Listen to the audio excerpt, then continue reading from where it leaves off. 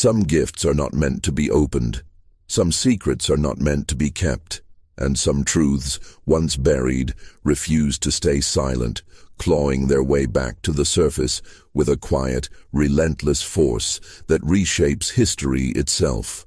December 1873.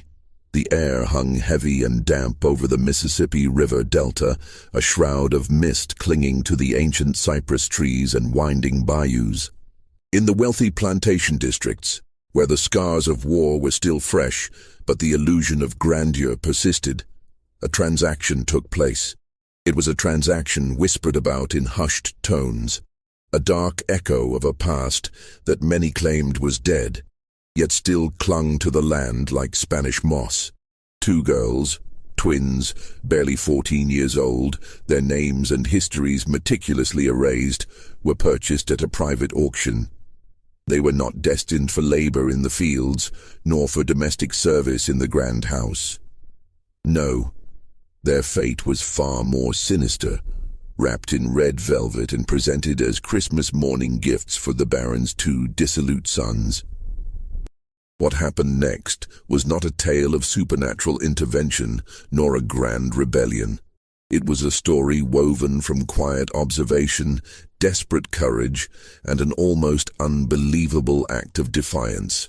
What these two girls did in the spring of 1874 would not only unravel three families, but it would also expose a conspiracy of silence so deeply entrenched that it had become the very bedrock of the community. It would force an entire county to burn its records, relocate its courthouse, and collectively pretend a whole winter never happened. The Baron who bought them was never seen again, his legacy dissolving into rumor and speculation. His sons were found, yes, but what had been done to them, not physically but to their very essence, was something no one could explain, something that defied the crude justice of the era. And the twins? They vanished, not into thin air, but into a network so vast, so meticulously hidden, that even today, historians refuse to discuss it on record, fearing the implications of its true reach. Before we delve deeper into the chilling account of the Baron and the twin girls who irrevocably altered the course of St. Helena Parish, I urge you to consider the weight of forgotten histories.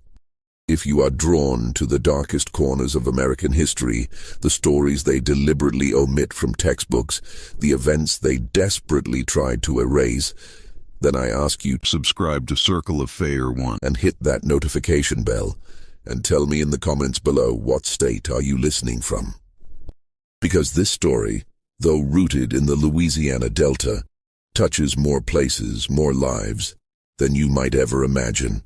Now, let us journey back to a time when the law was a malleable suggestion, when power was measured not just in acres of land, but in the lives that toiled upon it, and when two children, innocent and unknowing, were gift-wrapped like dolls, destined for a fate that would either break them or forge them into something unbreakable. The parish of St. Helena, Louisiana, in the winter of 1873, was a place suspended in a perpetual twilight, caught precariously between the brutal realities of a war recently concluded and the uncertain dawn of a new, grudgingly accepted freedom. 8 years had passed since the cannons fell silent, since the Emancipation Proclamation had theoretically shattered the chains of bondage. Yet, reconstruction rather than healing had only deepened the festering wounds of the South, twisting old injustices into new, insidious forms. The grand plantations, monuments to a bygone era of cotton kings and human chattel, still stood. Their white columns, often chipped and peeling, gleamed defiantly in the weak winter sun, casting long, skeletal shadows across fields that stretched to the horizon. But the labor that sustained them had changed, at least on paper. The fields were now worked by men and women who were legally free, yes, but practically enslaved by a system of debt and fear. Sharecropping had replaced the auction block, but the chains were simply made of invisible contracts, exorbitant interest rates, and the constant threat of eviction rather than cold, hard iron. The illusion of freedom was a cruel mirage, shimmering just out of reach. Greensburg, the parish seat, was a small, dusty town, its population barely 800 souls. Yet it was the nerve center of St. Helena. It housed the courthouse, a squat brick building with a perpetually leaking roof, the land office, where every deed and mortgage was meticulously recorded, and the only bank for 30 miles. Its vault a silent testament to the wealth concentrated in a few powerful hands. Greensburg was a town built on paper, on records. Deeds, contracts, mortgages, titles, and the occasional bill of sale for livestock or equipment. Everything was written down, everything was filed. And in 1873, those records were more valuable than gold, for they determined who owned what, and more critically who owned whom, even if the language had shifted from slave to debtor or tenant. The power of the written word, even when twisted, was absolute. At the very apex of this fragile, simmering world sat a man the locals, with a mixture of deference and disdain, simply called the Baron. His real name was Lucien Devereux, though no one dared utter it in his presence without the honorific.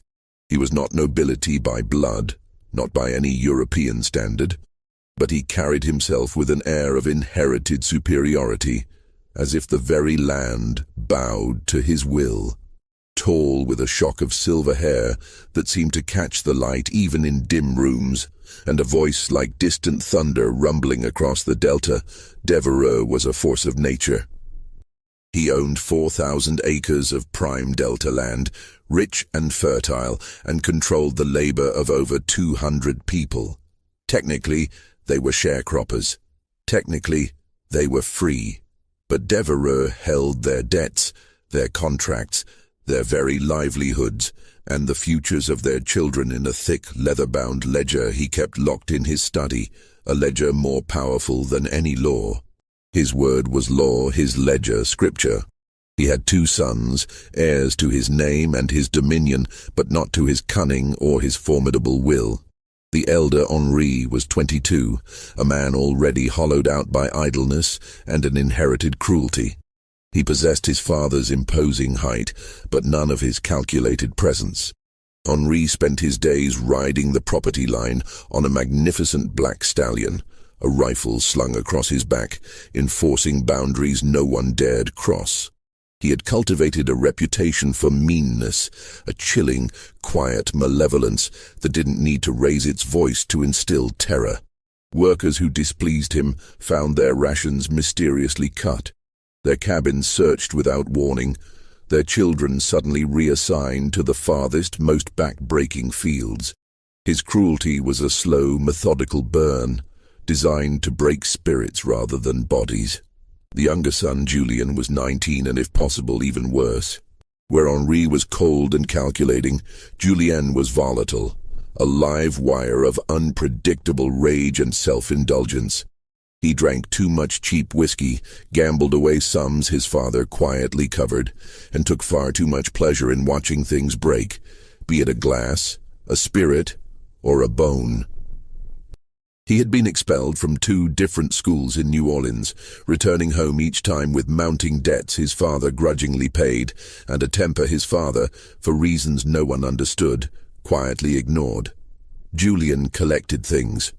An array of gleaming guns, wickedly sharp knives, and exotic birds he kept in ornate cages until, neglected and starved, they died. He was perpetually bored, and boredom in a young man with unchecked power and a cruel streak was a truly dangerous thing, a spark waiting for kindling. Lucien Devereux loved his sons not for who they were, but for what they represented, the continuation of his name, the perpetuation of his empire. He loved them as a king loves his heirs, as extensions of his own power. And in December of 1873, as the festive season approached, he decided to give them a gift that would bind them to him forever, a gift that would teach them the ultimate brutal lesson of power, that some people are not people at all, but things, And things, no matter their form, can be owned, controlled, and disposed of at will. The Devereux estate, known simply as the Baron's Place by the locals, sat at the end of a long, winding, oak-lined drive that seemed to stretch on forever, an arboreal tunnel leading to a forgotten past. The house itself was a sprawling three-story monument to a world that, despite all evidence, Lucian refused to believe no longer existed. White-painted brick, its facade imposing and austere, with tall, narrow windows that seemed to stare out blankly, and wide verandas that wrapped around the entire structure, offering shade in summer and a chilling exposure in winter. Inside, the rooms were vast and cavernous, filled with heavy, dark furniture shipped from France, portraits of ancestors who were not truly ancestors but rather carefully selected figures from European nobility, and a silence so profound, so thick, it felt like a held breath waiting for something to shatter it. In the quarters behind the main house, a community of 200 souls lived in cabins that had not seen repairs since before the war. These were not the picturesque, whitewashed cottages of romanticized memory, but rough-hewn shacks, their roofs patched with tin, their walls chinked with mud, their floors bare earth. They worked the fields from the first blush of dawn until the last sliver of light faded from the sky, their bodies aching, their spirits weary. At night, they gathered in low voices, sharing what little they had. Meager portions of food, whispered stories of resilience, and urgent warnings passed from one generation to the next. They knew the Devereux family. They knew the casual cruelty of Henri, the explosive temper of Julien. And they knew what happened to those who displeased them. In December of 1873, a new kind of unease settled over the quarters, a premonition that something was coming, because the Baron had been making trips. 3 times in November, Lucien Devereux had taken the steamboat downriver to New Orleans, staying 2 or 3 days each time. He told no one where he went or what he did, his movements shrouded in his usual impenetrable secrecy. But when he returned, he carried himself differently, not with weariness, but with a subtle shift in his bearing, like a man who had made a momentous decision and was deeply pleased with its implications. His sons noticed, exchanging uneasy glances. The workers noticed, their eyes tracking his movements with a silent, collective apprehension. And in a place like St. Helena Parish, where every gesture, every nuance, every secret trip held profound meaning, that kind of secrecy meant something ominous was brewing. On December 18, 1873, Lucien Devereux made his final decisive trip to New Orleans. He returned on December 23rd, 2 days before Christmas, the air thick with anticipation and a biting chill. And he was not alone. The steamboat Crescent Belle, a paddle-wheeler whose ornate filigree belied its cargo of human and material goods, docked at the Greensburg landing just after sunset on December 23rd. The air was cold and damp, the kind of pervasive chill that seeped into one's bones and settled there, refusing to be dislodged. A thin, ghostly mist rose from the dark, swirling waters of the river, curling around the moss-covered pilings and drifting like a phantom across the rough-hewn wooden planks of the dock. The few men unloading cargo, their breath pluming in the frigid air, worked with a frantic efficiency, eager to finish their arduous tasks and retreat to the meager warmth of their homes and hearths. Lucien Devereux descended the gangplank alone, a solitary, imposing figure. He carried a worn leather satchel clutched in one hand, and his long black wool coat, tailored to perfection, seemed to absorb the fading light, making him appear less a man and more a moving shadow against the twilight. He offered a curt nod to the dock workers, his gaze sweeping over them with an almost imperceptible disdain. But he did not speak. His silence was a command, a barrier. Behind him, emerging from the dimly lit passenger cabin, 2 figures materialized, hesitant and small against the vastness of the river and the encroaching night. They were girls, twins, identical in every discernible way, their features mirroring each other with an unsettling precision. They wore plain grey dresses, thin and threadbare, utterly inadequate for the biting cold that permeated the air. Their heads were covered with dark, coarse shawls, pulled low and tight, effectively obscuring their faces, rendering them anonymous. They carried nothing, no bags, no bundles, no small, cherished belongings, nothing to suggest they had come from anywhere specific or were destined for any particular place. They moved in perfect, almost synchronized unison, stepping off the boat together, stopping together, waiting together like 2 halves of a single silent entity. One of the dock workers, a man named Tobias Holt, a grizzled veteran of the riverfront, later recounted to his wife Martha that the girls never once looked up.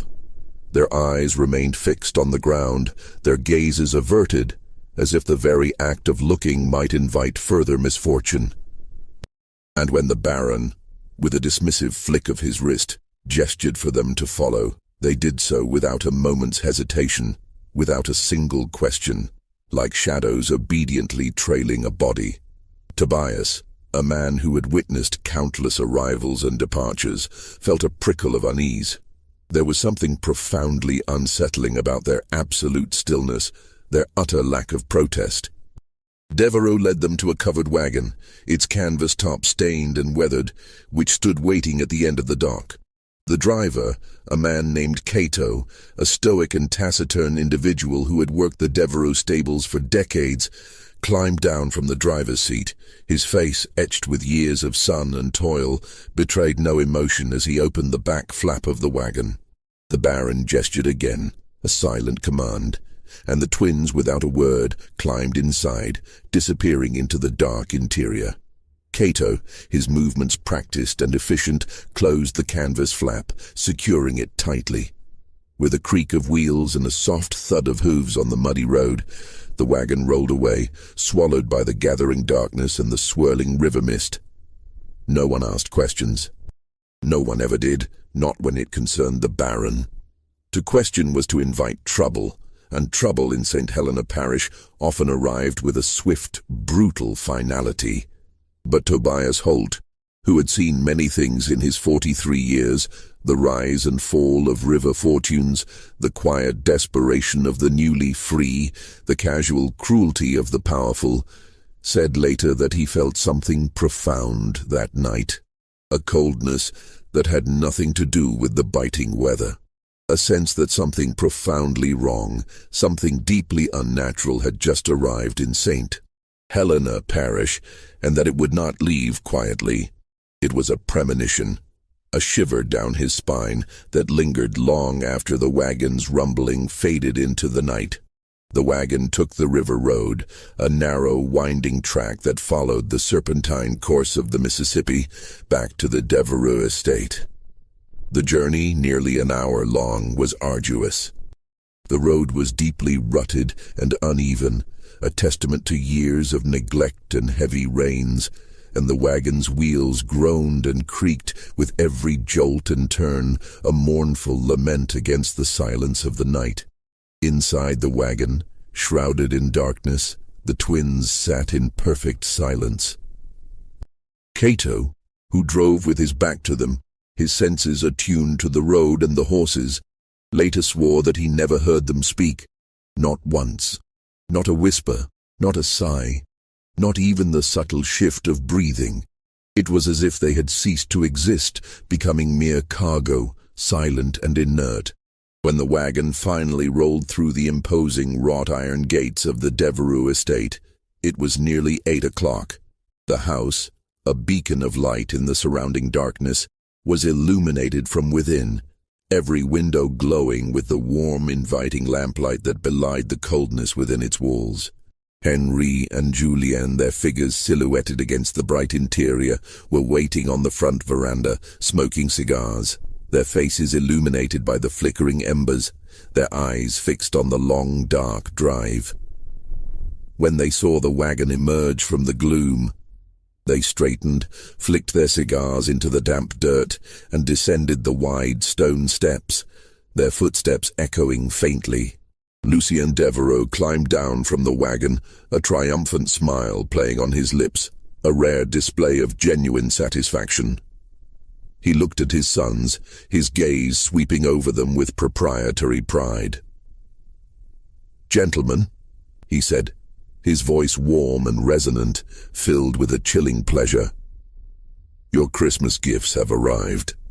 Henri's brow furrowed almost imperceptibly, a flicker of something akin to unease crossing his usually impassive face. Julien, however, grinned, a wide, predatory smile that revealed too much.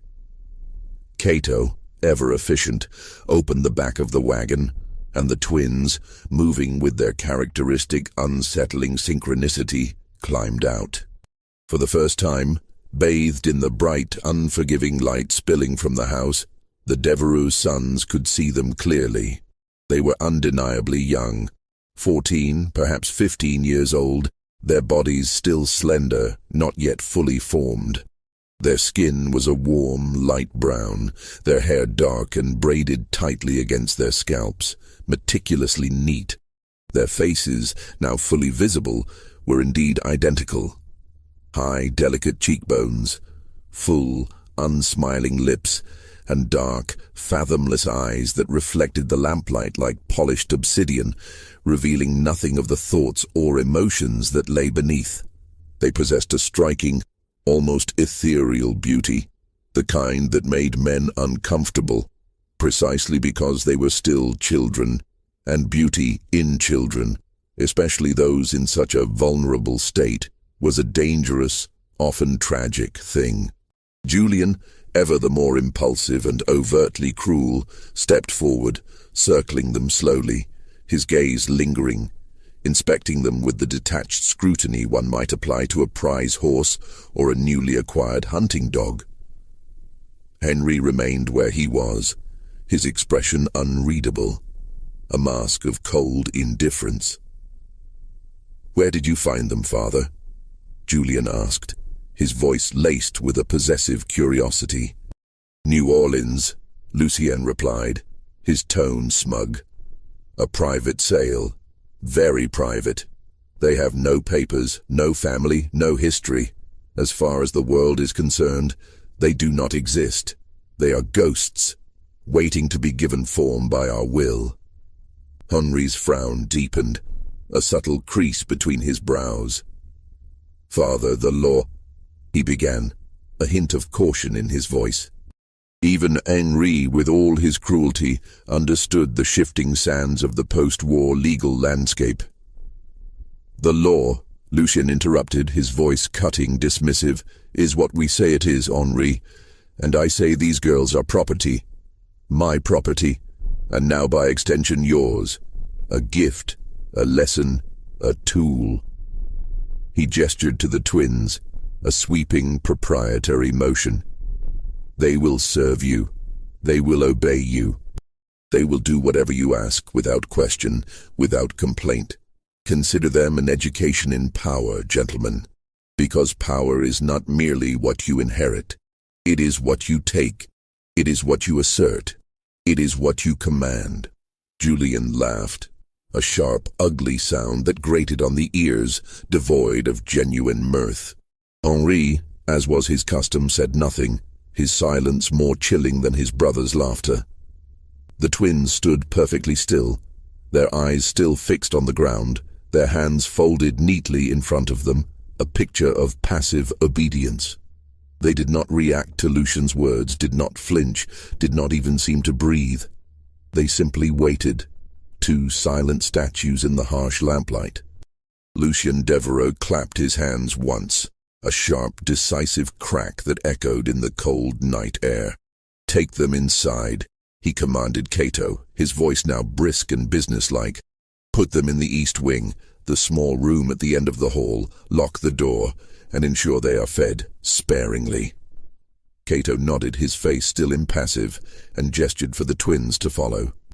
They did, moving with that same eerie unison, their footsteps silent on the wooden steps of the veranda, then fading into the echoing silence of the house. As they disappeared into the cavernous interior, Lucian turned back to his sons, a triumphant glint in his eyes.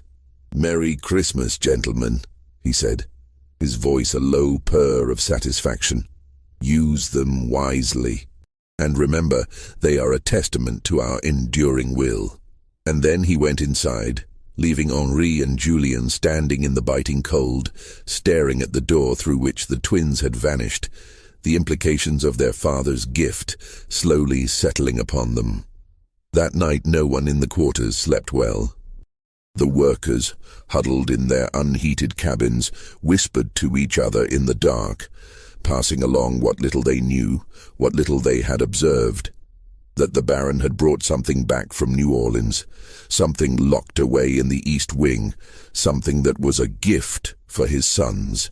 The air was thick with unspoken fears, with the chilling understanding that the old ways, though legally abolished, were far from dead. And in the main house, in the small cold room at the very end of the East Wing, the twins sat on the bare floor in the impenetrable darkness, holding each other's hands, their bodies pressed together for warmth and comfort, and waited for Christmas morning, for whatever new horror it might bring. Their silence was not submission, but a deep, watchful stillness, a quiet assessment of their new prison. Christmas Day, 1873, dawned not with the festive cheer of carols and bright lights, but with a cold, oppressive grayness.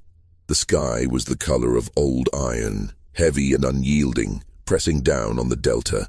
A light, persistent rain began to fall just after sunrise, a soft rhythmic tapping against the tall, narrow windows of the Devereux house, like the insistent drumming of fingernails on glass, a mournful accompaniment to the day. Inside, the Devereux family gathered in the main parlor, a vast, dimly lit room dominated by a massive fireplace that offered little warmth. Lucien Devereux sat at the head of the long, polished mahogany table, dressed in a dark, impeccably tailored suit, his silver hair combed back with meticulous precision, his expression serene, almost beatific, as if he had just performed a great act of benevolence. Henri and Julien sat on either side of him, both unusually quiet, their usual boisterousness subdued by their father's imposing presence and the unspoken weight of the previous night's arrival. The table was set with the finest imported china, delicate porcelain adorned with intricate patterns and gleaming crystal goblets that caught the meager light. The breakfast, a lavish spread of smoked ham, fluffy biscuits, homemade preserves and steaming coffee, was served by two women from the quarters, their faces impassive, their movements swift and practiced, their eyes meticulously kept downcast, avoiding any direct contact. No one mentioned the twins. Their presence, though palpable, was a silent, uncomfortable truth, an elephant in the opulent room. After breakfast, Lucian rose from the table, a subtle gesture of his hand commanding his sons to follow. They walked through the cavernous house in silence, their footsteps echoing on the polished wood floors, the sound amplified in the stillness, until they reached the East Wing, a less frequently used section of the house, colder and more sparsely furnished. Lucien produced a small, ornate key from his waistcoat pocket, its brass gleaming dully, and with a soft click unlocked the heavy wooden door at the very end of the hall. The room was small, barely larger than a closet and sparsely furnished. A narrow, uncomfortable-looking bed with a thin mattress, a single rickety wooden chair, and a washstand with a chipped porcelain basin. The air was stale, tinged with the scent of dust and confinement. The twins were sitting on the bare floor where they had been left the night before, their bodies pressed together, still holding hands, still utterly silent. They looked up when the door opened, their dark eyes meeting Lucien's gaze for a fleeting moment, but their expressions did not change, remaining as unreadable as polished stone. Lucien stepped aside, a theatrical flourish, and gestured for his sons to enter the small, cramped space. "They are yours now," he said simply, his voice devoid of emotion, as if discussing a new piece of farm equipment. "Do with them as you please. They are yours to command." And then he left, closing the door behind him with a soft, definitive thud, leaving his sons alone with their gifts. What transpired in that small, cold room over the next 3 months is not entirely known, not in its full, brutal detail. The twins, Cora and Clara, never spoke of it in later years, their silence a testament to the unspeakable. And the Devereux sons, Henri and Julien, never offered any explanation, their memories conveniently selective. But there are fragments, whispers, pieces of testimony gathered later from the workers in the quarters, individuals who saw things, heard things, noticed things in the periphery of their own arduous lives. These fragments pieced together paint a chilling, implicit picture. A woman named Delphine, who worked in the main house as a cook, her hands perpetually stained with flour and grease, said that the twins were brought down to the kitchen every morning for a single meager meal. A crust of stale bread, a cup of water sometimes if they were lucky, a piece of bruised fruit. They ate quickly, their movements precise and economical, in silence, their eyes never meeting hers. As soon as they finished, they were taken back upstairs, their presence a fleeting, unsettling shadow. Delphine swore they never looked at anyone, never asked for anything, never made a sound. Their silence was absolute, unnerving. A man named Ezra, who tended the stables, his hands gnarled from years of handling horses and heavy equipment, said that he saw Julien Devereux leading the twins out to the old carriage house one afternoon in late January. The air was crisp, the ground still hard with frost. He remembered Julien's laughter, a harsh, discordant sound that carried on the wind, and the twins' utter lack of response. Ezra said he heard sounds coming from the carriage house, sharp, splintering sounds, like wood breaking or something being struck, but he did not investigate. No one investigated. To investigate was to invite the Baron's wrath, and that was a price no one was willing to pay. He simply turned his back, pretending not to hear, not to see. A young girl named Bess, barely 12 years old, who worked in the laundry, her small hands perpetually chapped from lye soap and cold water, said that she saw the twins once through a window. It was a rare moment of stillness in her day.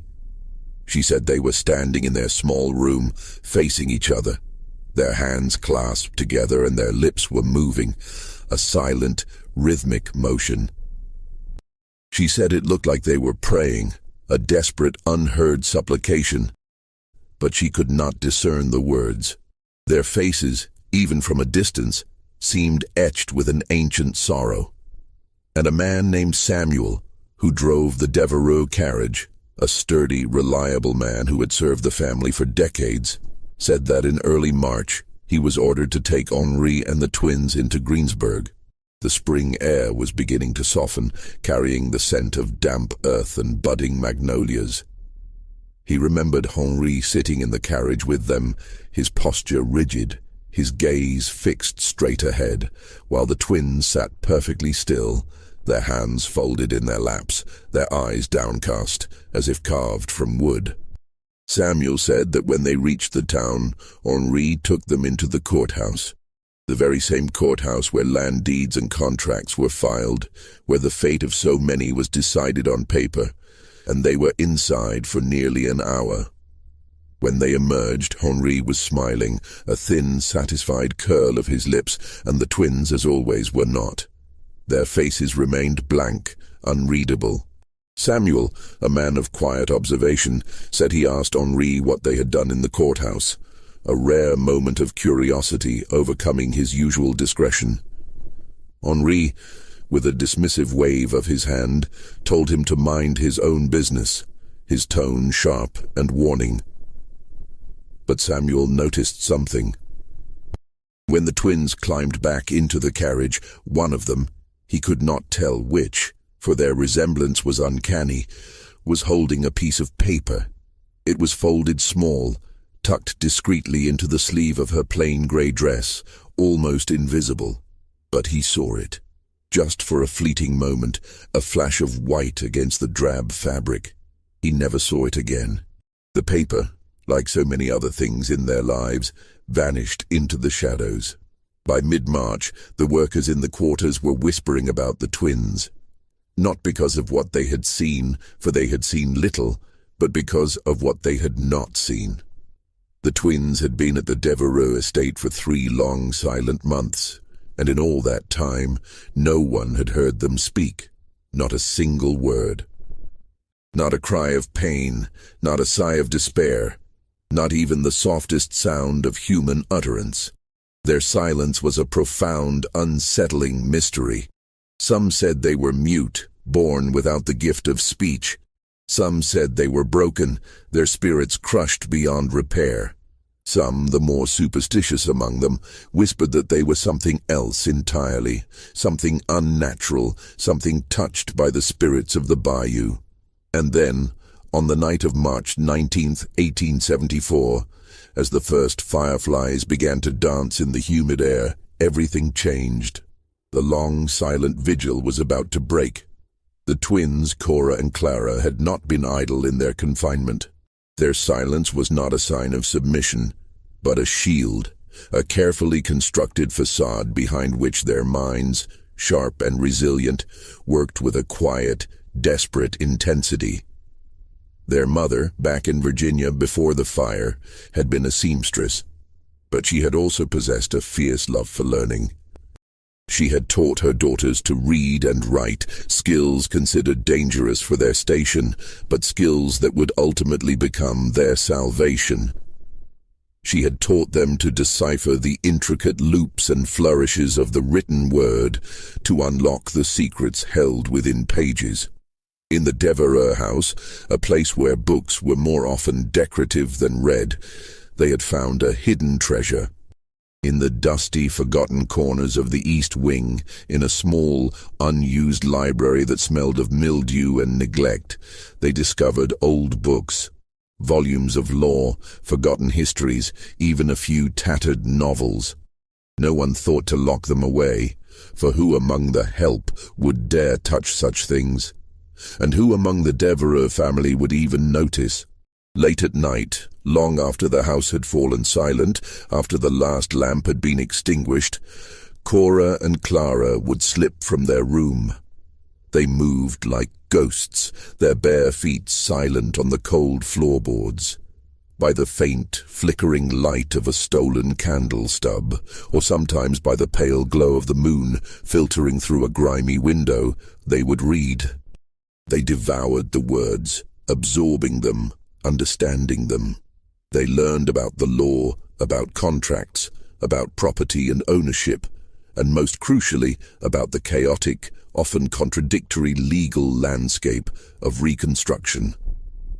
They learned that even in a system designed to oppress, there were loopholes, cracks in the facade, if one knew where to look. They learned about the courthouse in Greensburg, about the ledgers, the filings, the official stamps that transformed mere words into undeniable truth.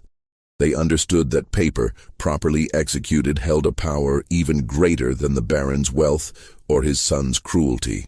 When Henri had taken them into town in early March, ostensibly to file the document that officially registered them as property of the Devereux family, a grotesque, illegal act, yet one that went unchallenged in St. Helena Parish in 1874.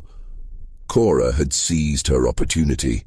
While Henri, distracted and arrogant, spoke with the clerk, Cora, with a preternatural calm, had slipped away. She had found the records room, a dusty, dimly lit chamber filled with towering shelves of ledgers. Her eyes, trained by countless hours of secret reading, quickly located the specific ledger where the document was to be filed, and with a heart pounding like a trapped bird, she had stolen a blank page, a pristine sheet of official paper, its edges crisp, its surface waiting for words. It was that page, folded small and tucked into the sleeve of her dress, a tiny, fragile seed of hope that the twins now carried. It was their weapon, their shield, their only chance. They had endured the past 3 months not out of submission, but out of a desperate, calculated patience, waiting for the precise moment to strike. Their silence was not brokenness, but a profound, terrifying strength. March 19th, 1874, was a Thursday, a day that began like any other, but would end in a seismic shift. The weather had turned decisively warm, the first real, languid warmth of spring, a welcome reprieve from the biting cold of winter. The air, thick with humidity, smelled of wet earth, of burgeoning life, of the sweet, intoxicating scent of jasmine beginning to bloom. The workers in the quarters, their bodies weary but their spirits lifted by the promise of easier days, finished their day's labor in the fields, their hoes and shovels clanking softly, and returned to their cabins, grateful for the longer daylight hours. At the main house, the routine of power and privilege continued. Lucien Devereux was in his study, a room heavy with the scent of old leather and cigar smoke, reviewing his ledgers by the soft glow of a single oil lamp, his brow furrowed in concentration. Henri was in the parlor, sprawled in a velvet armchair, idly flipping through a week-old newspaper, his attention elsewhere. Julien, ever restless, was in the stables, the air thick with the smell of hay and horseflesh, drinking cheap whiskey from a flask and meticulously cleaning his favorite rifle, its barrel gleaming ominously.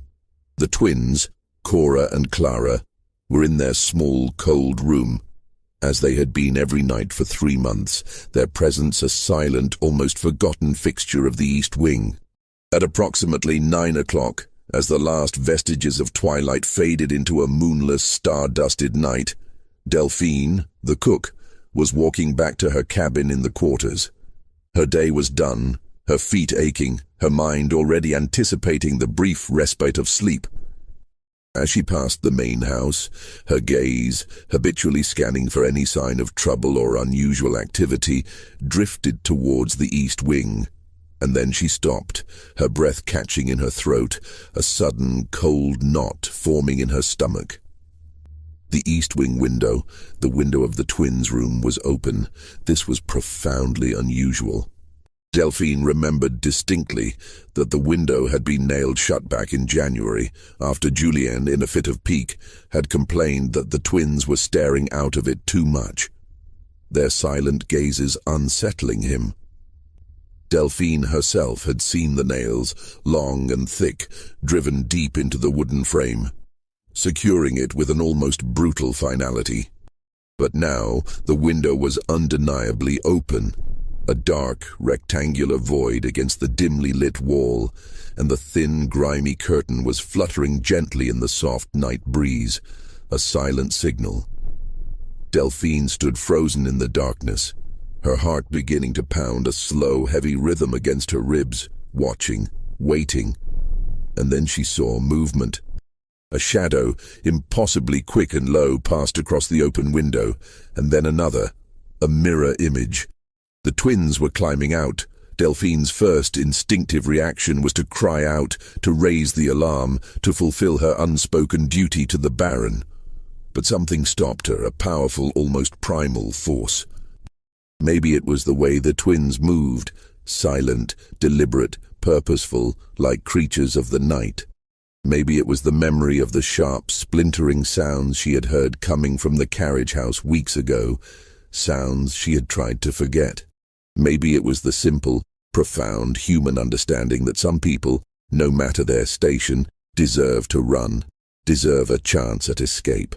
Or perhaps it was the chilling realization that their escape, however improbable, was a silent act of justice.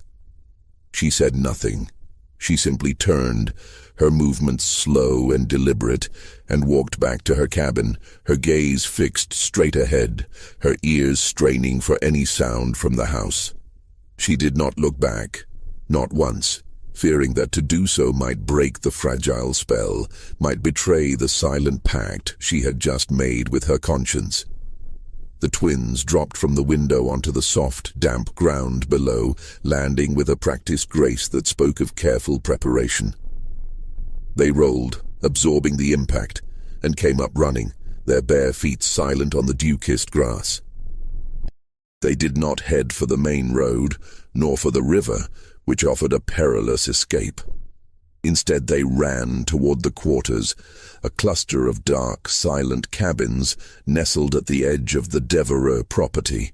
They moved through the darkness like wisps of smoke, slipping between cabins, their forms barely discernible against the deeper shadows. They avoided the few workers who were still outside, lingering by their cabin doors, enjoying the cool night air. They seemed to know exactly where they were going, their path unerring, as if they had planned this moment, rehearsed it countless times in their minds, as if they had been waiting for this precise confluence of warmth, darkness, and opportunity. They stopped at a cabin near the very edge of the quarters, a small, humble structure that housed a woman named Iris and her 3 young children. Iris was a widow. Her husband, a quiet, hard-working man, had died 2 years prior in a tragic accident involving a runaway plow and a spooked horse. She worked the fields from dawn till dusk, her back bent, her hands calloused, and kept mostly to herself, her grief a silent companion. The other workers respected her for her quiet strength, her unwavering resilience in the face of relentless hardship. The twins approached the cabin door, their hearts pounding, and knocked softly, a hesitant, almost imperceptible tap. Iris opened it, her face etched with weariness, her eyes still heavy with sleep. She saw them standing there in the pale moonlight, 2 identical figures, their faces stark and serious, and she froze, a gasp catching in her throat. Her first thought was that they were ghosts, or perhaps a dream. "Please," one of the twins said, her voice a soft, hoarse whisper, barely audible above the chirping of crickets. It was the first word anyone had heard either of them speak in 3 months, a sound so fragile it seemed it might shatter. Her voice was rough, as if unused, a rusty hinge creaking open. "Please, we need help." Iris stared at them for a long, agonizing moment, her mind racing, trying to reconcile the silent, ghost-like figures she had seen with these 2 desperate, speaking girls. The implications of their presence on her doorstep were terrifying. Then, slowly, she stepped aside, her movements stiff, and let them in, closing the door softly behind them, plunging the small cabin into near darkness. Inside the cabin, by the flickering, uncertain light of a single tallow candle, the twins, Cora and Clara, finally told their story. Their voices, though still soft, gained strength as they spoke, the words flowing out, a dam breaking.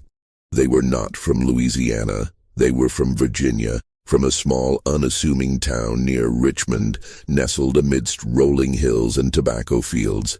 Their mother had been a gifted seamstress, her nimble fingers capable of intricate embroidery, their father a strong, dependable blacksmith, his forge a constant source of warmth and light. They had lived a quiet life, a good life, filled with the simple rhythms of work and family until tragedy struck in the summer of 1872. Their parents had died in a sudden, devastating fire that consumed their small home, leaving them orphaned and alone. The twins, who were barely 13 at the time, had no other family, no kin to take them in. They were taken in by a local church, its pastor promising to find them a safe home, a new beginning. Instead, the church, burdened by its own poverty and the overwhelming number of war orphans, had sold them. Not officially, of course, not legally, not with a bill of sale, but sold them nonetheless to a man who dealt in children, orphans, runaways, anyone who would not be missed, anyone whose absence would go unremarked. The man, a shadowy figure who moved between states, had taken them to New Orleans, a city teeming with both opportunity and desperation. There, They were kept in a cramped, squalid house with other children, all of them waiting like livestock to be sold again, their futures hanging by a thread. In December of 1873, Lucien Devereux had come to that house. He had inspected the children with a cold, calculating gaze, his eyes devoid of pity, the way one might inspect a herd of cattle. And he had chosen the twins, their identical features and quiet demeanor, apparently appealing to his sense of acquisition. He had paid in cash, a thick wad of bills, and had taken them away, their fate sealed. They had been at the Devereux estate for 3 months. 3 months of being locked in a small, cold room, of being used, of being treated as things rather than people, their humanity systematically stripped away. They had endured it because they had no choice, no means of escape. But they had also been planning, meticulously, patiently, their minds working in the shadows. Because the twins had a secret, a weapon more potent than any physical force. They could read, and they could write.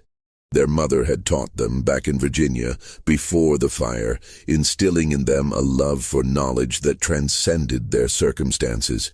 And in the Devereux house, in the dusty, forgotten library, they had found books. Old books. Forgotten books. Books that no one thought to lock away. For who would care about such things? They had read them in secret, late at night, by the faint, stolen light of a candle, or the pale glow of the moon. And they had learned things.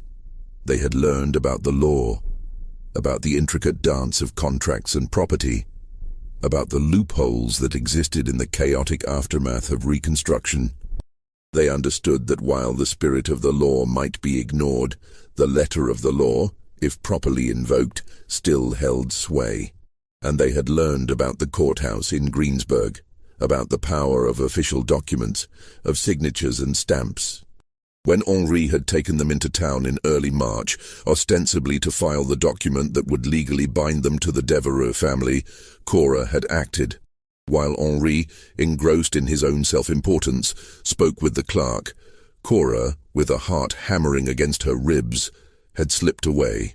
She had found the records room, a labyrinth of shelves and dusty ledgers, and with a flash of insight, she had located the specific ledger where their fate was to be recorded. And she had stolen a blank page, a pristine official sheet of paper, waiting to be filled with words of freedom. It was that page, folded small and tucked into Cora's sleeve, that the twins now showed to Iris. It was their declaration, their desperate plea. "We can write our own document," Cora said, her voice gaining a quiet conviction. "We can say we were freed.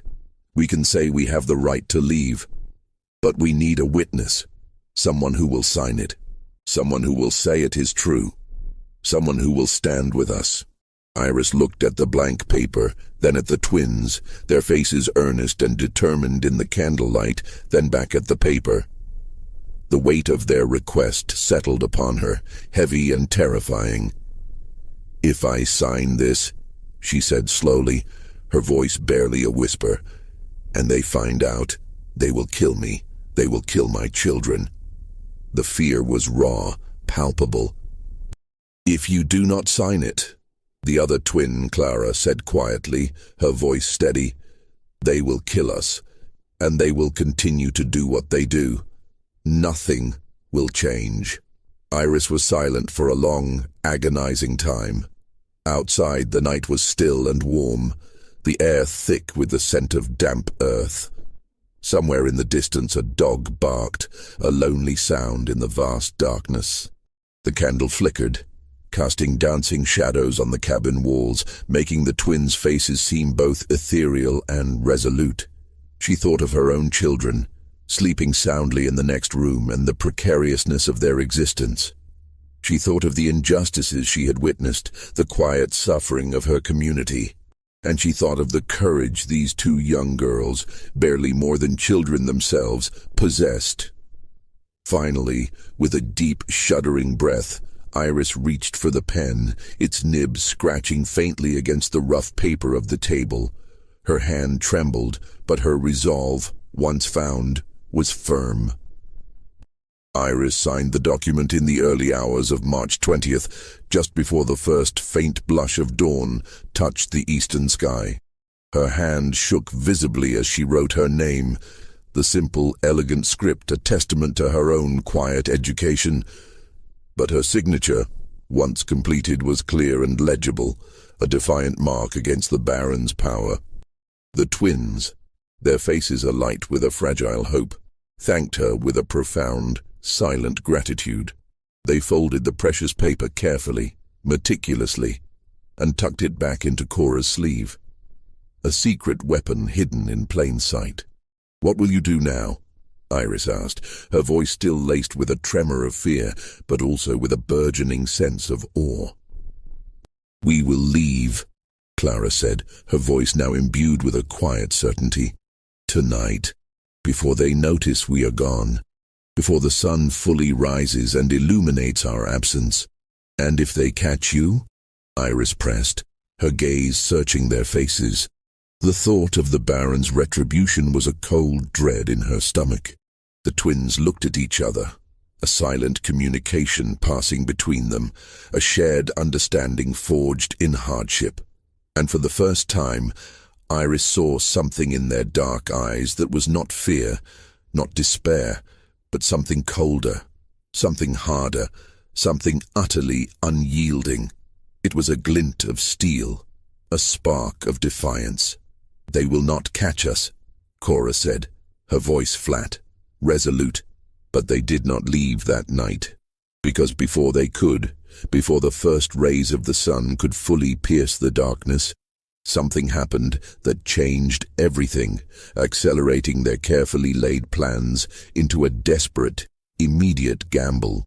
At approximately 6 o'clock in the morning, as the first roosters began to crow, Julien Devereux, restless and bored even in the early hours, decided to make his way to the east wing to check on the twins. He found the door locked, as always, a symbol of his control. But when he unlocked it and pushed it open, the small room was empty.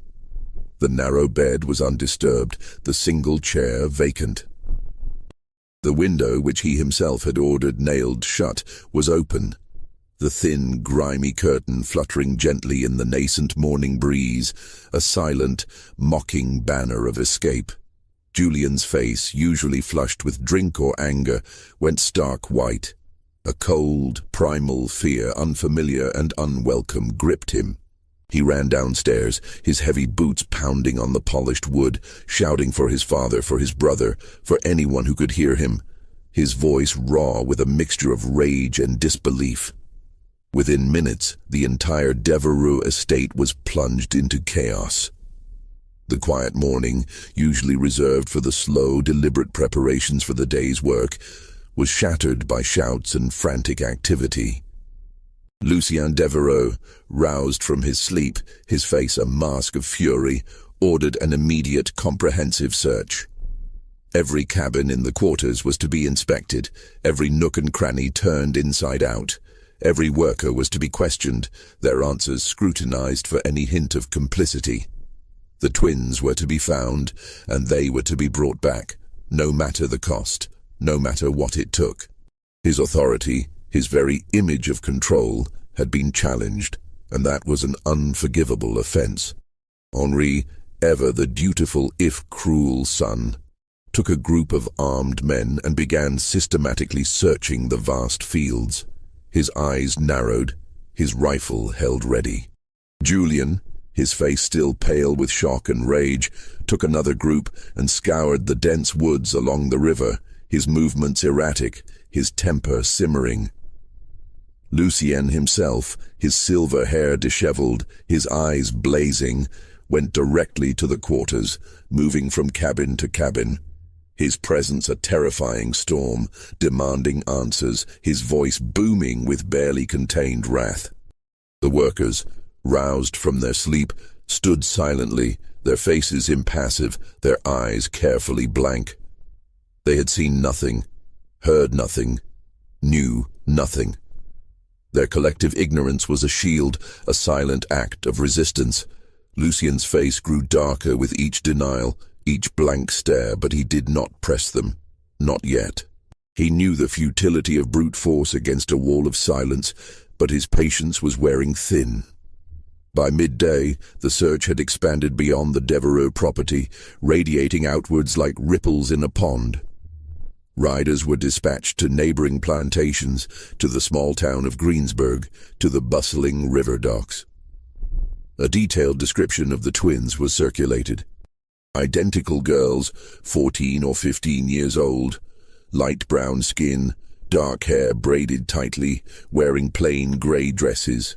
But no one had seen them. The delta, vast and unforgiving, seemed to have swallowed them whole. By evening, as the sun dipped below the horizon, casting long, ominous shadows, Lucien Devereux was beyond furious. He gathered his sons in his study, the air thick with tension, and slammed the heavy oak door shut. The workers, standing outside in the yard, their ears straining, could hear his voice, a low, guttural roar, though they could not make out the specific words. The sound was enough. It spoke of a man pushed to the brink. And then, just after sunset, as the first stars began to prick the darkening sky, something happened that no one, not even Lucien Devereux in his wildest imaginings, expected. The twins walked out of the quarters. They walked calmly, deliberately, side by side, their hands folded neatly in front of them, their faces composed, almost serene. They walked across the dusty yard, past the stables where the horses whinnied nervously, past the old carriage house, and stopped directly in front of the main house, their small figures silhouetted against the lamplit veranda. Their return was not a surrender, but a calculated, audacious challenge. Lucien Devereux, who had been pacing the veranda like a caged tiger, stopped dead, staring at them in utter disbelief. His mouth opened, then closed, then opened again, no words coming out. "Where have you been?" he finally demanded, his voice hoarse with a mixture of rage and shock. The question was less about their physical location and more about the audacity of their return. Cora, her movement slow and deliberate, reached into her sleeve and pulled out the folded document. It was the blank page, now filled with precise, elegant script, signed and witnessed. She held it up, extending it towards Lucien, so that he could see it clearly in the fading light. "We have been freed," she said, her voice calm, steady, without a trace of fear, a stark contrast to the trembling whisper Iris had heard hours earlier. "This document says so. It is signed and witnessed. We are no longer your property, Baron Devereux." Lucien descended the steps slowly, his eyes fixed on the paper, his mind struggling to comprehend what he was seeing, what he was hearing. He took the document from Cora's outstretched hand, his fingers brushing hers, and unfolded it with a jerky, almost violent motion. His eyes scanned the words, his brow furrowing deeper with each line. For a long, agonizing moment, he said nothing, the silence punctuated only by the chirping of crickets and the distant croaking of frogs from the bayou. Then, a sound escaped his lips. It began as a low chuckle, then escalated into a harsh, bitter laugh, devoid of any genuine amusement. It was a cold, chilling sound, and it made the workers who were watching from the shadows of the quarters shiver, a collective ripple of unease passing through them. "This," Lucien said, holding up the paper, his hand trembling slightly, "is a forgery, a clumsy, pathetic forgery. Do you really think this will save you? Do you truly believe such a crude deception will stand against my word?" "It is not a forgery," Clara said, her voice equally calm, equally resolute. "It is a legal document. It was filed in the courthouse in Greensburg. It is on record. It is official." Lucien's mocking smile vanished, replaced by a look of stunned disbelief, then dawning horror. "What?" he whispered, the single word sharp, disbelieving. "We filed it this morning," Cora explained, her voice precise, almost pedagogical. "Before you woke up, before you knew we were gone. It is in the ledger now. It is official." It is the law. Lucien's face, which had been pale with shock, now flushed a deep, angry red. He crumpled the paper in his fist, crushing the words of freedom, and took a menacing step toward the twins, his eyes blazing with a dangerous fury. "You think you are clever?" he snarled, his voice low and dangerous, a predator's growl. "You think you can outsmart me, a Devereaux? But you are wrong. I will go to that courthouse and I will have that document removed. I will have it burned, erased from existence. And then I will bring you back here and I will make sure you never try this again. I will break you. You cannot remove it," Cora said, her voice unwavering, her gaze meeting his with an unnerving directness. "Because it is not the only copy." Lucien froze. His menacing stride halted mid-step. The air crackled with a sudden profound tension. "We made 3 copies, Clara elaborated, her voice a soft, chilling echo of her sister's. "One is in the courthouse, officially filed. One is with a witness who will testify on our behalf, a person of good standing in this community. And one is hidden where you will never find it, a safeguard. If anything happens to us, if we disappear, if we are harmed, all 3 copies will be made public, and everyone will know what you did. Everyone will know that you bought us. Everyone will know that you kept us as slaves 9 years after slavery was abolished. Your name, Baron Devereaux, will be synonymous with shame." Lucien stared at them, his jaw working, a muscle twitching violently in his cheek. His hands, still clenched into fists, trembled with suppressed rage. The audacity, the sheer unimaginable defiance of these 2 girls was a blow to his very core. "Who is the witness?" he demanded, his voice barely a whisper laced with a desperate, chilling threat. The twins said nothing, their silence now a powerful weapon.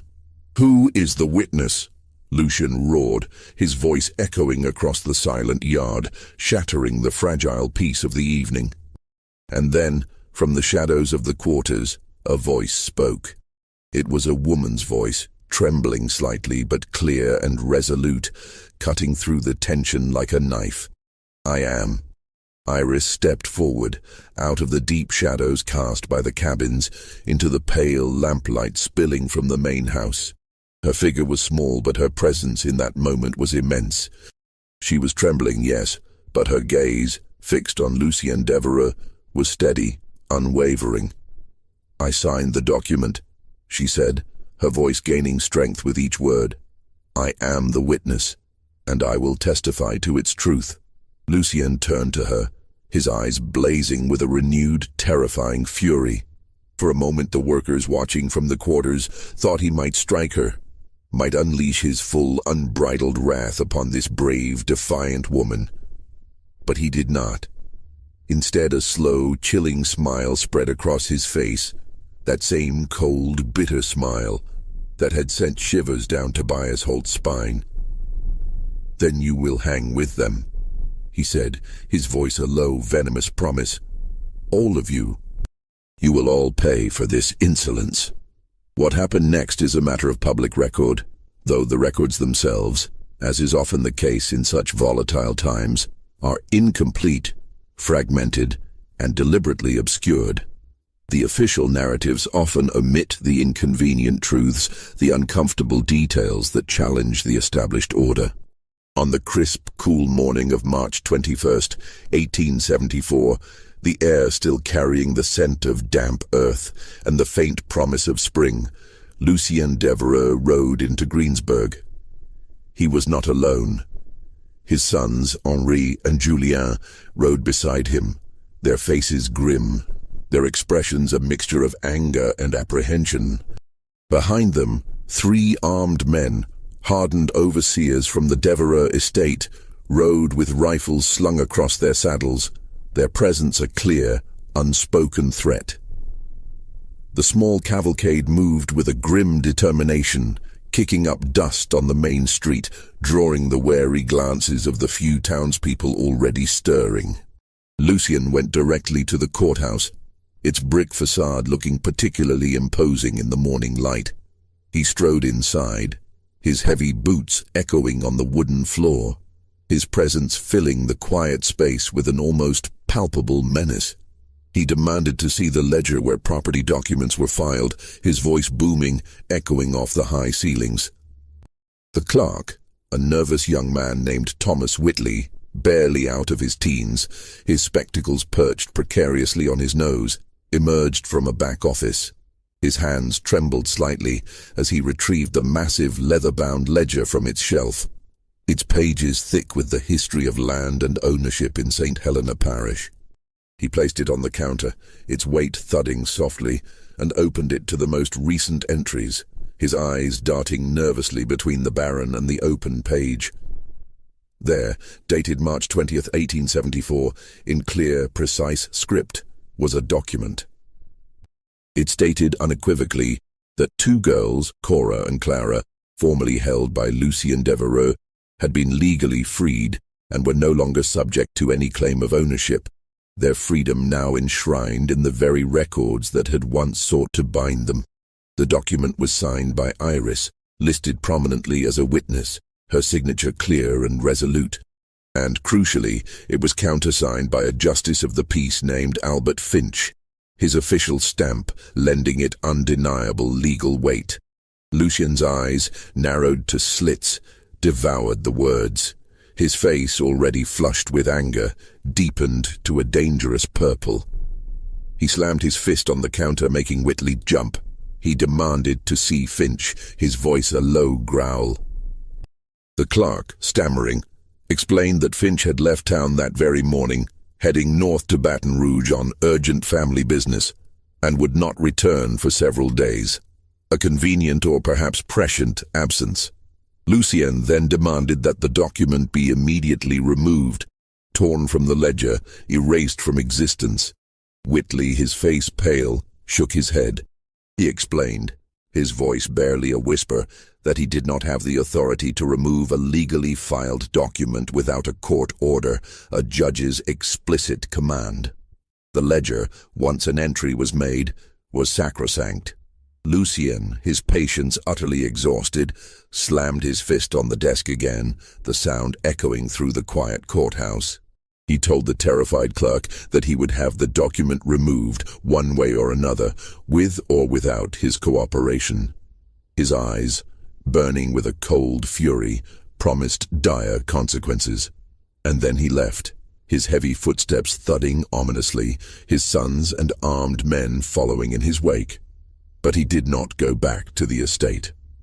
Instead, his rage still simmering, he went directly to the sheriff's office, a small, unassuming building across the dusty square. The sheriff of St. Helena Parish in 1874 was a man named Cyrus Tate. He was in his late 50s, a man whose face was a roadmap of hard living and difficult choices. A former Confederate officer, he had returned home after the war to find his world, his entire way of life, turned upside down. He did not like Reconstruction, did not like the new federal laws, did not like the idea that people he had once considered property were now, legally, his equals. He harbored a deep-seated resentment for the changes sweeping the South. But he was also a practical man, a pragmatist who understood the shifting tides of power. He knew that the law, however much he disliked its new iterations, was still the law, and his duty was to uphold it, however reluctantly. Lucien Devereux burst into Tate's office, his anger radiating from him like heat from a furnace. He told Tate in no uncertain terms that two girls had stolen property from him, that they had forged a legal document, and that they were inciting rebellion among his workers. He demanded that they be immediately arrested and returned to his custody, their insolence punished. Tate, a man of few words, listened patiently, his gaze steady, unblinking. When Lucien finished his furious tirade, Tate asked calmly to see the document. Lucien, still seething, produced the crumpled copy that Cora had given him, tossing it onto Tate's desk with a dismissive gesture. Tate picked it up, smoothed out the creases, and read it slowly, meticulously, his eyes tracing each word. Then he looked up at Lucian, his expression unreadable. "This says they were freed, Mr. Devereaux," Tate stated, his voice flat, devoid of judgment. "It is a forgery." Lucien roared, his fist slamming onto the desk, making the inkwell jump. "A blatant criminal forgery. Do you have proof of this forgery, Mr. Devereaux?" Tate asked, his voice still calm, his gaze unwavering. "A sworn affidavit? A witness to the act of falsification?" "I do not need proof," Lucien thundered, his face contorted with rage. "They are my property. They were purchased legally, before the eyes of God and man." Tate leaned back in his creaking wooden chair, his gaze sweeping over Lucien, then to the crumpled document. "Mr. Devereaux, with all due respect, slavery is illegal. Has been for 9 years. The 13th Amendment. If these girls were held against their will, that is a crime. And if this document is on file at the courthouse, signed by a justice of the peace, then as far as the law is concerned, they are free. My hands are tied." Lucien's face went dark, a dangerous storm cloud gathering. "Whose side are you on, Tate?" he snarled, the question a thinly veiled threat. "I am on the side of the law, Mr. Devereaux," Tate said, his voice hardening slightly, a flicker of steel in his eyes. "And the law, as it stands, says they are free. I cannot arrest free citizens without cause." Lucien stood abruptly, his chair scraping loudly across the floor, his hands shaking with barely suppressed rage. "Then the law," he spat, his voice dripping with contempt, "is wrong. And you, Sheriff, are a fool." He turned abruptly and walked out of the sheriff's office, his sons and his men following, leaving Tate alone in the quiet office, the crumpled document still on his desk. And that is when things began to unravel, not just for Lucien Devereaux, but for the fragile peace of Greensburg itself. Because Lucien Devereaux, in his blinding fury, made a catastrophic mistake. He went back to the courthouse, his mind consumed by a singular destructive purpose: to erase the document, to obliterate the evidence of his humiliation. Thomas Whitley, the young clerk, was still behind the counter, his face pale, his hands still trembling. He saw Lucien and his entourage re-enter, and a cold dread settled over him. Lucien strode directly to the counter, his eyes fixed on the ledger. He demanded it again, his voice low and menacing. Whitley, summoning a desperate courage, refused to hand it over. He clutched the ledger to his chest, his knuckles white. Lucien, without a word, grabbed the young man by the collar of his shirt, his grip like iron, and shoved him violently against the wall, the impact rattling the shelves of documents. Henri and Julien stood by, watching, their faces impassive, while the 3 armed men positioned themselves by the door, blocking any escape, any intervention. But Whitley was not alone in the courthouse that day. There were other people present, a few other clerks, a couple of lawyers reviewing documents, a handful of townspeople filing papers, and they saw what happened. They saw the Baron, a man of immense power, physically assaulting a public official, his rage unchecked.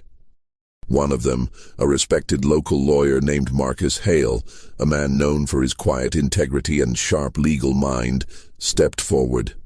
He was a man of medium height, with a neatly trimmed beard and intelligent, piercing eyes. He had witnessed the entire scene, his initial shock giving way to a cold, righteous anger. He told Lucien, his voice calm but firm, to release the clerk. Lucien, his focus entirely on the ledger and the terrified Whitley, ignored him, his grip tightening.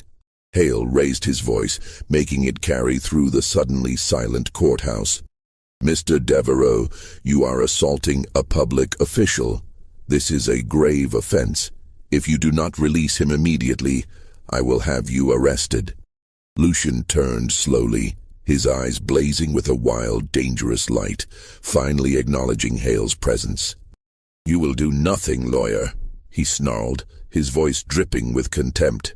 "You will stand aside and mind your own business."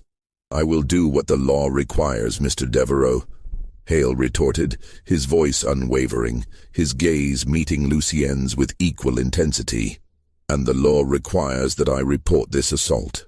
And then, in a moment of unbridled, incandescent rage, a moment he would later regret with a bitterness that would consume him, Lucien Devereaux drew a small, silver-plated pistol from his coat pocket. The metallic click of the hammer being cocked echoed loudly in the sudden profound silence of the courthouse. He pointed it directly at Marcus Hale, his hand trembling slightly, but his intent clear. The room went utterly silent. No one moved, no one breathed. The air crackled with an unbearable tension. "The law," Lucien said, his voice shaking with fury, "is whatever I say it is, and I say you will be silent." But before he could utter another word, before he could make another move, Sheriff Tate walked into the courthouse. He had heard the commotion from his office across the dusty street, the shouts, the thud of bodies, the sudden chilling silence. He had come to investigate, his hand already resting on the butt of his own revolver. When he saw Lucien Devereaux, pistol drawn, pointed at a respected citizen, he drew his own weapon, its heavy weight familiar in his hand. "Put it down, Devereaux," Tate said, his voice low, steady, and utterly devoid of negotiation. The authority in his voice was absolute. Lucien did not move, his eyes still fixed on Hale, his finger hovering near the trigger. "Put it down, or I will shoot you where you stand," Tate repeated, his voice now colder, sharper, a clear warning. "I will not hesitate." For a long, agonizing moment, no one breathed. The fate of Greensburg, perhaps even the parish, hung in the balance, suspended on the edge of a single violent act. And then, slowly, almost imperceptibly, Lucien lowered the gun. His shoulders slumped, the fight draining out of him, replaced by a dawning realization of the gravity of his actions. Tate walked forward, his movements deliberate, his eyes never leaving Lucien. He took the pistol from Lucien's hand, its cold metal heavy in his palm, and then with a swift, decisive motion, he placed Lucien Devereaux under arrest. Henry and Julian, finally roused from their stunned silence, protested loudly, stepping forward, their faces contorted with outrage. The three armed men, their rifles now useless, moved towards Tate, their hands instinctively reaching for their weapons. But Tate, his gun still drawn, raised it slightly, his gaze sweeping over them cold and uncompromising.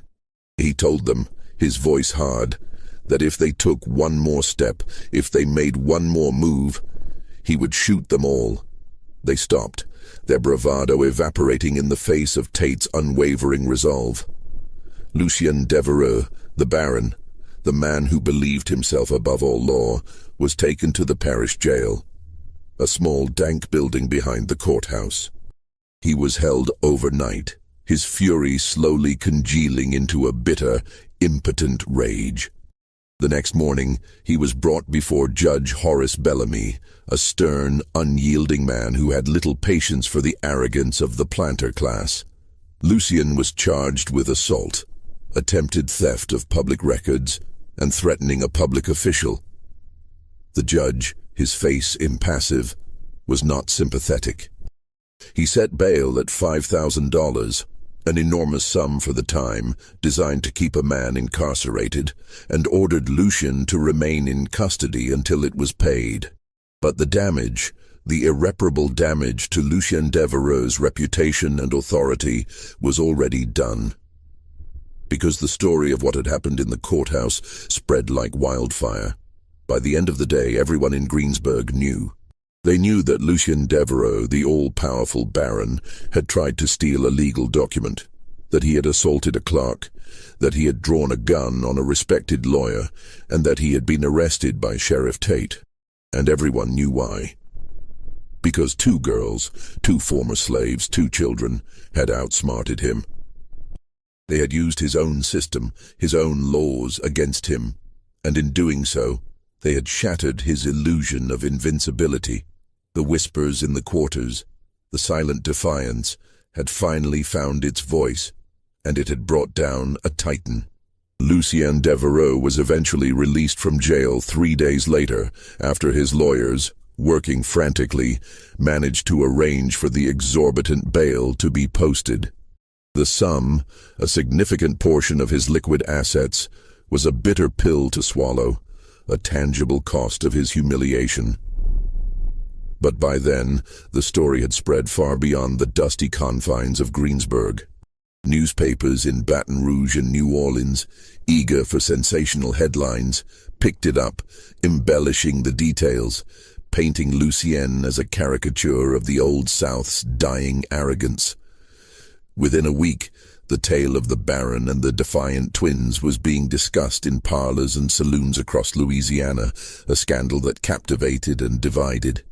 The reaction was sharply divided, reflecting the deep fissures that still ran through post-Reconstruction society.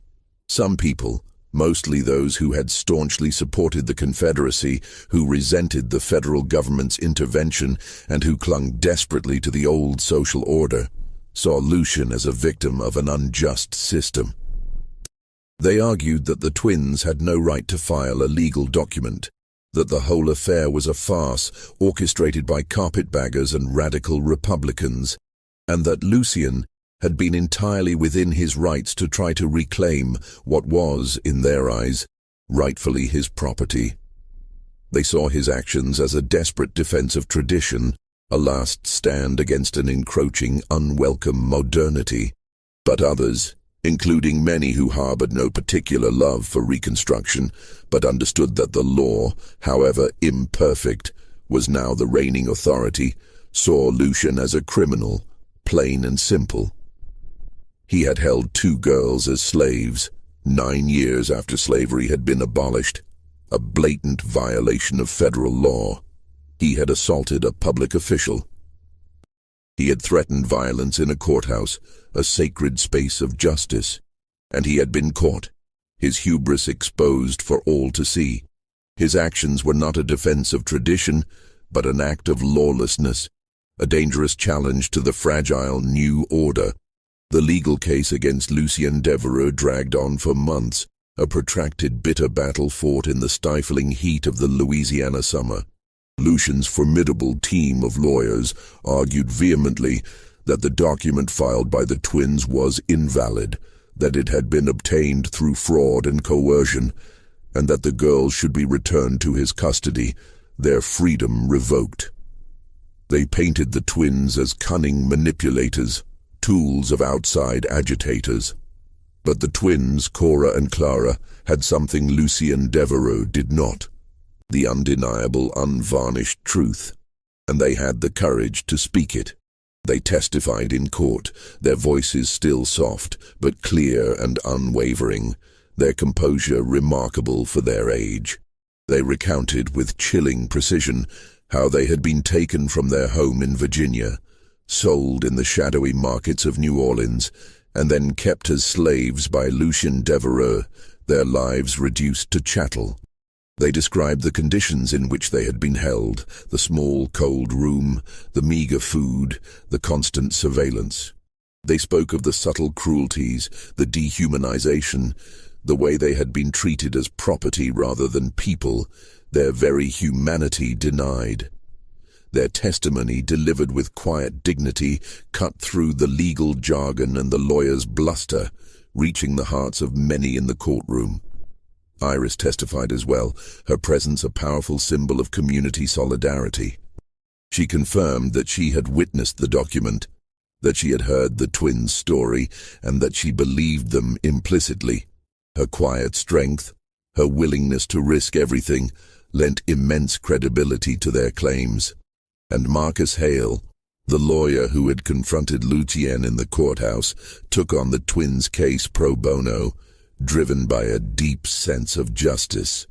He argued passionately that the document was legal and binding, that the twins had every right to file it, and that Lucien Devereaux had committed multiple egregious crimes in his desperate, violent attempt to reclaim them. He presented the case not just as a matter of property, but as a fundamental question of human rights and the rule of law in a changing South. In August of 1874, after weeks of testimony and deliberation, Judge Horace Bellamy delivered his verdict. His voice, usually dry and legalistic, carried a rare note of solemnity. He declared that the document was valid, that Cora and Clara were unequivocally free citizens of the United States, and that Lucien Devereux was guilty of assault, attempted theft of public records, and threatening a public official. Lucien was fined $2,000, a substantial sum, but a mere fraction of his wealth, and sentenced to 6 months in jail.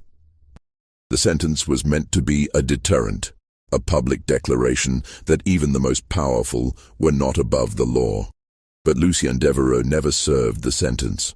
On the night of August 15, 1874, under the cover of a moonless sky, Lucien Devereux disappeared.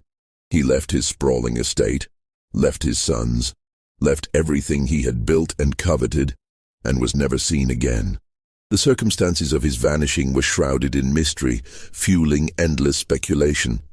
Some said he fled south, across the border to Mexico, seeking refuge from the law and his shattered reputation. Some whispered that he had sailed to Europe, to a continent where his barren title might hold more weight. Others, the more cynical, suggested he had taken his own life, unable to bear the shame and humiliation. No one knows for certain. His disappearance became a local legend, a cautionary tale whispered around campfires. Henri and Julien Devereux tried, in their own inept ways, to maintain the estate, to cling to the remnants of their father's empire. But without Lucien's iron will, his cunning, and his ruthless efficiency, they could not hold it together. Workers, emboldened by the twins' victory, began to leave, seeking better opportunities, or simply freedom from the Devereux name. Debts, long managed by Lucien's shrewd hand, piled up, overwhelming the feckless sons. Within 2 years, the once grand Devereux property, its fields overgrown, its house falling into disrepair, was sold at auction, its legacy dissolved into obscurity. Henri, his spirit broken, his cruelty now aimless, moved to the rough-and-tumble frontier of Texas and died in a drunken bar fight in 1879, a pathetic end to a life of privilege. Julien, consumed by his vices, drank himself to death in a squalid New Orleans boarding house in 1881, his body found by a sympathetic landlady. The Devereux name, once a symbol of immense power and fear in St. Helena Parish, faded into obscurity, becoming little more than a footnote in the parish's troubled history. As for the twins, Cora and Clara, they left St. Helena Parish in the fall of 1874, their departure quiet and unceremonious, a stark contrast to their dramatic arrival. Iris, the brave widow who had risked everything for them, went with them, along with her 3 children. They traveled north, a long, arduous journey, eventually settling in a small, Quaker-influenced town outside Philadelphia, Pennsylvania, a place far removed from the humid, oppressive Delta. There, in their new home, Cora and Clara opened a small school for freed children, a beacon of hope in a community eager for education. They taught reading, writing, and arithmetic, their lessons imbued with a quiet passion, and they never charged a fee, believing that knowledge should be freely given. They lived quietly, modestly, their lives dedicated to empowering others through the very tools that had secured their own freedom.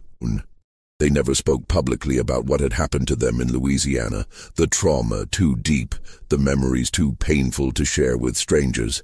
But they kept the document. The original, signed and witnessed, the blank page that had become their Declaration of Independence, was carefully framed and hung on the wall of their small schoolhouse, a silent testament to their courage. And beneath it, in Cora's careful, elegant handwriting, was a single profound sentence. Some gifts are not meant to be kept. Iris lived with them until her death in 1891, a beloved matriarch, her quiet strength a constant presence. Her children grew up, married, and had children of their own, their lives flourishing in the freedom their mother had helped secure. And they all knew the story, passed down through generations, of the twin girls who had outsmarted a baron, who had used the power of words to change everything, and of the brave woman who had stood with them. Cora and Clara lived long, fulfilling lives, their bond unbroken. They died within a week of each other, in the harsh winter of 1929, their bodies finally succumbing to the passage of time. They were buried side by side in a small, unassuming cemetery in Pennsylvania, their graves unmarked, their names known only to a few. But their story, a testament to resilience, courage, and the quiet power of defiance, remains. It is a story that reminds us that history is not always written by the powerful, but sometimes by the silent, the overlooked, and the brave. What do you think of this story? Does it resonate with the hidden histories you believe are still buried in the records of places like St. Helena Parish? Leave your comment below. If you enjoyed this tale and want more dark historical mysteries like this, stories that make you question what really happened and challenge conventional narratives, then Subscribe to Circle of Fire 1. Hit the notification bell and share this video with someone who loves stories that delve into the profound depths of the past. See you in the next video.